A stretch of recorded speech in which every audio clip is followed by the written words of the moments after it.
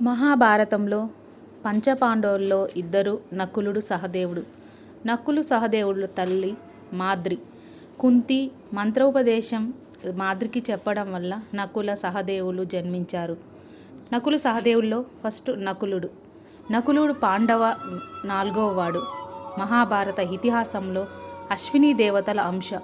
పాండురాజు సంతానం. మాద్రికి దుర్వాసుని మంత్ర ప్రభావం మూలంగా అశ్విని దేవతలకు కలిగిన సంతానం. హస్తినాపురంలో జీవితం. నకులుడు అనగా వంశంలో చాలా అందంగా ఉండేవాడని అర్థం. అతని మన్మధుని వలె చాలా అందమైన వాడు. అతని కత్తి యుద్ధంలో గొప్ప వీరుడు. గుర్రాల కళలో నైపుణ్యం కలిగి ఉండేవాడు. నకులుడి ప్రవాసం. కౌరవులతో జరిగిన పాచికల ఆటలో యుధిష్ఠిరుని ఓటమితో పాండవులందరూ 13 సంవత్సరాలు ప్రవాసంలో జీవించవలసి వచ్చింది. ఒకసారి ప్రవాసంలో ఉన్నప్పుడు జాతాసురుడు బ్రాహ్మణుడిగా మారువేషంలో వచ్చి ద్రౌపది, సహదేవుడు, యుధిష్ఠిరులతో పాటు నకుల్ని కూడా అపహరించాడు. భీముడు చివరికి వారిని రక్షించాడు. తర్వాత జరిగిన పోరాటంలో నకులుడు క్షేమంకరుడు మహామహుడు సూరతలను సంహరించాడు. 13వ సంవత్సరంలో నకులుడు తనను తాను గుర్రపు శిక్షణకునిగా మారువేషం వేసి మత్స్య రాజ్యంలో దామగ్రంథి పాండవుల అతన్ని జయసేన అని పిలిచారు. దామగ్రంథి అనే పేరుతో ఉన్నాడు. అతను మహారాజుల గుర్రాలను చూసుకునే గుర్రపు శిక్షకుడిగా పనిచేశాడు. కురుక్షేత్రం యుద్ధంలో నకులుడి పాత్ర. పాండవ సైన్యానికి అధిపతిగా ఉండాలని ద్రుపదుడిని కోరుకున్నాడు. కానీ యుధిష్ఠిరుడు అర్జునుడి దృష్టద్యుమ్నుని ఎన్నుకున్నారు. ఒక యోధునిగా నకులుడు శత్రు సైన్యంలో అనేక మంది యుద్ధ వీరుల్ని చంపాడు. నకులుని రథం ధ్వజంపై బంగారు రంగుతో జింక బొమ్మ ఉంటుంది. నకులుడు 7 అక్షహీనులను సైన్యాలతో ఒకదానికి నాయకుడు. మహాభారత యుద్ధంలో మొదటి రోజు నకులుడు దుశ్శాసనుణ్ణి ఓడించాడు. భీముడి ప్రమాణం నేర్చుకోవడానికి అతడి ప్రాణాలతో విడిచిపెట్టాడు. 11వ రోజు నకులుడు తన తల్లి మాద్రి సోదరుడి రథాన్ని నాశనం చేస్తూ శల్యుడిని ఓడించాడు. 14వ రోజు శకున్ని ఓడించాడు. 15వ రోజు అతన్ని చకితనను రక్షించి దుర్యోధనుని ఓడించాడు. 16వ రోజు అతన్ని కర్ణుడి చేతిలో ఓడిపోయి తప్పించుకున్నాడు. 17వ రోజు శకుని కుమారుడు వృకాసురుడిని చంపాడు. యుద్ధం జరిగిన 18వ రోజున కర్ణుని కుమారులైన సుషేనుడు, చిత్రసేనుడు, సత్యసేనులను చంపాడు. యుద్ధం తర్వాత శల్యుని తరువాత యుధిష్ఠిరుడు నకులుని ఉత్తర మాద్రి రాజ్యాన్ని రాజాగా, సహదేవుడిని దక్షిణ మద్ర రాజుగా నియమించారు. మరణం.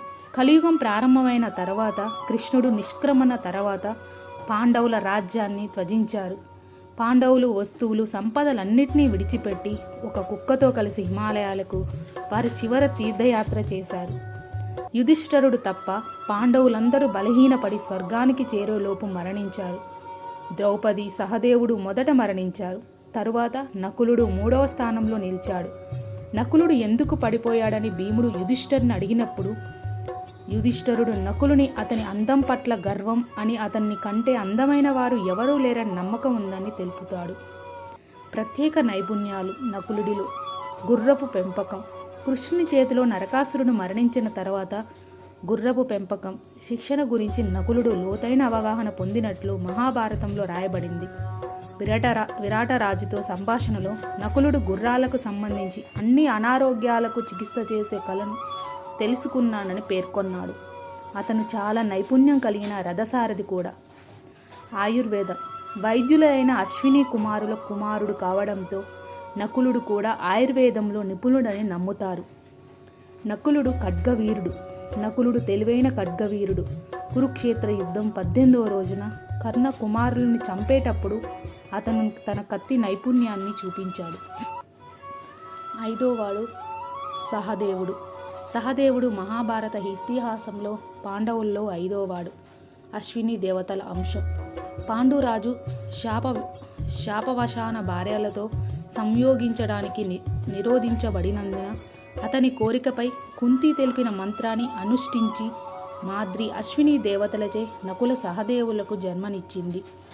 పాండవులు 5గురు ద్రౌపదిని పెళ్లాడారు. వారికి కలిగిన సంతానం ఉప పాండవుల్లో శుద్రసేనుడు, ద్రౌపది, సహదేవుల సంతానం.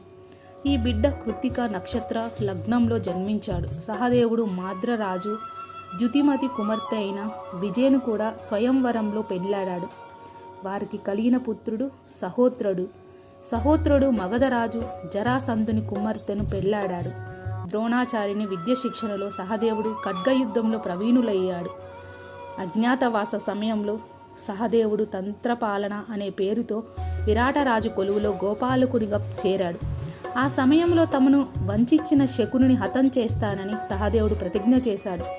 కురుక్షేత్ర యుద్ధంలో 17వ రోజు యుద్ధంలో ఈ ప్రతిజ్ఞ నెరవేర్చుకున్నాడు. యుధిష్ఠిరుడు రాజైనాక దక్షిణ దేశ దండయాత్రకు సహదేవుణ్ణి పంపాడు. రాజసూయానికి ముందు జరిగిన ఈ దండయాత్రలో కేరళ, మహిష్మతి, శూరసేన, మ్రత్య, అవంతి, దక్షిణ కోసల, కిష్కింధ రాజ్యాలను సహదేవుడు జయించాడు. సహదేవుడు బృహస్పతి వలె గొప్ప వివేకము కలిగినవాడు. రాబోవు ఘటనను ముందుగానే ఊహించగలడు. కానీ శాపవశాన భవిష్యత్తును ముందుకు చెప్పలేదని ప్రతీతి.